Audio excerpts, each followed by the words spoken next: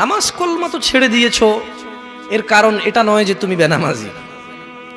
তোমার নামাজ কলমা ছাড়ার কারণ ভিন্ন। তুমি মনে করো আর কি তোমার মন চায় না, তুমি পারো না, তাই তুমি নামাজ পড়ো না। আসলে তোমার তাওহীদের সমস্যা। কোথায় সমস্যা? মানে আল্লাহ, মানে আল্লাহ কে?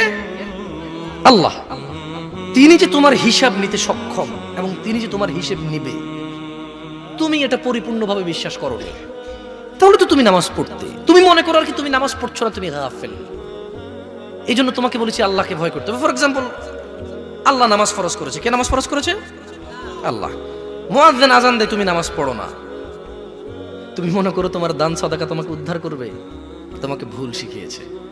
আমি মানুষ, ছোট হতে পারি। শোনো, জোর জবরদস্তি করে কিছু কথা আমাকে শুনিয়েও দিতে পারো, এখান থেকে নামিয়েও দিতে পারো। বলছি না তোমরা নামাবা, বাট এটা পারো। তবে মনে রাখবে, কথা যেটা বলে সেটা উল্টাতে পারবে না। কেন পারবে না জানো? কারণ এই কথা উল্টানোর জন্য তোমাকে কথা থাকতে হবে। মনে রাখবে, তোমার দান সাদাকা হিসেবই হবে না। তুমি কি মনে করো হিন্দু লোককে আল্লাহ প্রশ্ন করবে কিয়ামতে, এ হিন্দু, এতগুলা বুতকে পূজা করছিস, ঠিক আছে বল নামাজ কেন পড়িসনি? ও তো মুশরিক।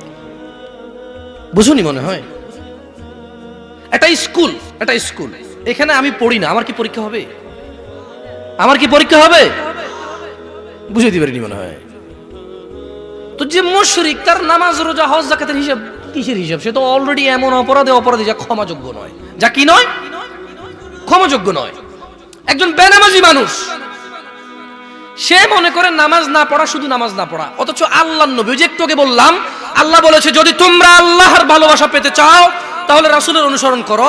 রাসূল বলছে যে নিশ্চয়ই কাফের এবং মুশরিকের মধ্যে আর আমাদের মধ্যে পার্থক্য হচ্ছে নামাজ। তুমি মনে করো নামাজ না পড়া, নামাজ না পড়া।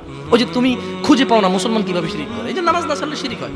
দেখো, আমি অনুবাদক, এখানে যারা বুখারী পড়ায়, মুসলিম পড়ায়, তিরমিজি পড়ায়, হাদিস তারা পেয়েছে না। হানাফি, শাফি, মালিকি, হাম্বলি, তিরমিজি, আবু দাউদ নাম দিয়ে তুমি পরিবর্তন করে গোপন করতে পারো, কিন্তু আছে।